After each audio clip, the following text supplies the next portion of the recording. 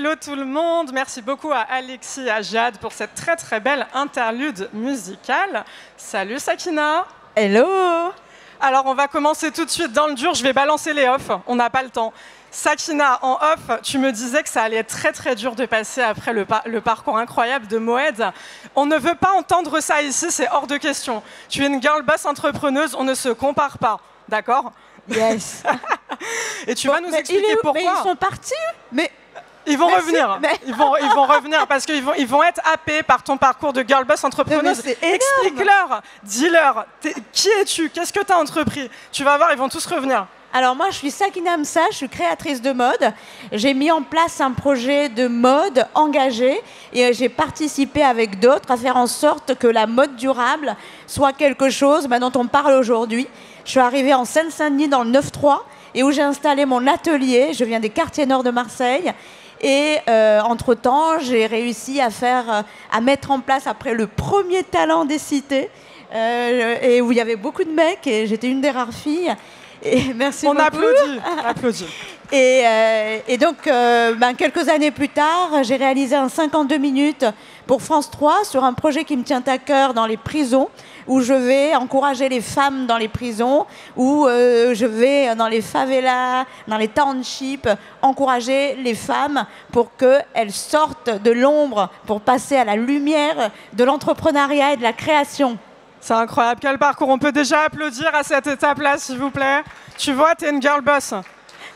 Dis-moi, ma Sakina, c'est quoi ton why? C'est quoi ton pourquoi? C'est quoi qui t'a animé pour aller vers justement cet impact social, accompagner ces personnes qui sont dans des situations préoccupantes? C'est quoi ton engagement personnel? Moi, je pense que c'est un peu fastoche de dire l'intuition. Moi, je dirais l'inconscience. J'adore cette phrase de Rimbaud qui dit qu'à 17 ans, on n'est pas sérieux. Moi, je pense que j'ai eu 17 ans toute ma vie et c'est génial parce que j'ai vraiment transformé la peur.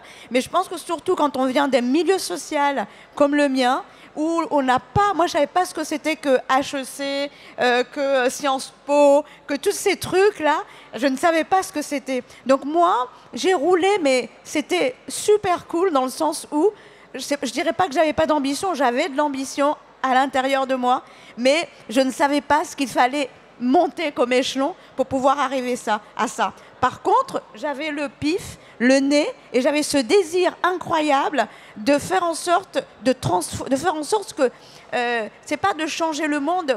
J'avais été portée par cette phrase d'Albert Camus. Je ne sais pas si vous vous rappelez quand il a eu le prix Nobel de la paix. Chaque génération se croit vouée à refaire le monde. La mienne, c'est pourtant qu'elle ne le fera pas. Mais sa tâche est encore plus grande. Elle consiste à faire en sorte que le monde ne se défasse. Donc moi, j'étais portée par cette phrase. Il fallait vraiment construire pour que ce monde ne se défasse pas. Tellement inspirant. On boit tes paroles, on applaudit. Merci. Complètement. Merci d'être resté. Tellement puissant. Mais il y a de quoi rester. Je te dis, on va attirer les foules. Dis-moi, ma Sakina, tu viens de dire que tu n'as pas fait Sciences Po, tu n'as pas fait HEC. Comment tu as fait pour dépasser tes barrières mentales par rapport au fait que justement tu n'avais pas le starter pack privilège et de quand même croire en toi et te dire, OK, j'ai quand même des capacités et je peux aller de l'avant et accomplir de grandes choses?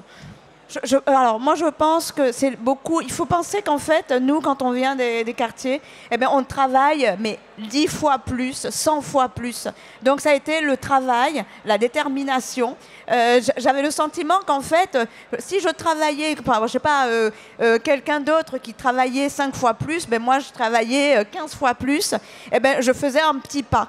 Ce petit pas, j'en étais profondément reconnaissante. La gratitude des petits pas, la gratitude des petites avancées. Ça a transformé ma vie. Et je pense que c'est petit pas par petit pas, gratitude par gratitude, que j'ai su transformer. Tu parles de petits pas, tu parles de gratitude, donc c'est la reconnaissance. Est-ce que l'entourage, ça a joué un rôle clé aussi, justement, dans ton évolution? À l'entourage, ça a joué un rôle clé. L'entourage, moi je viens d'une famille, mon père est ouvrier, ma mère femme de ménage. On est une bande de 6, enfin on aurait pu faire une équipe de foot. Mais on était vraiment gamins à la maison hyper liés. Ma victoire à moi, c'était la victoire de mes frères et sœurs. Et donc du coup, moi, j'étais promise en mariage, par exemple. Je sais pas les filles, mais moi, j'étais promise en mariage à l'âge de 14 ans. Et mes frères m'ont hyper soutenue, ce qui est quand même assez rare.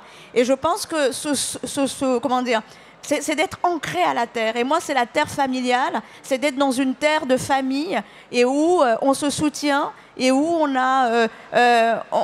on sait que si moi je me bats, moi par exemple, quand mon frère a voulu faire des études, je me suis vraiment battue pour qu'il réussisse. Parce que j'avais la conscience que si lui il réussissait, moi je réussissais aussi.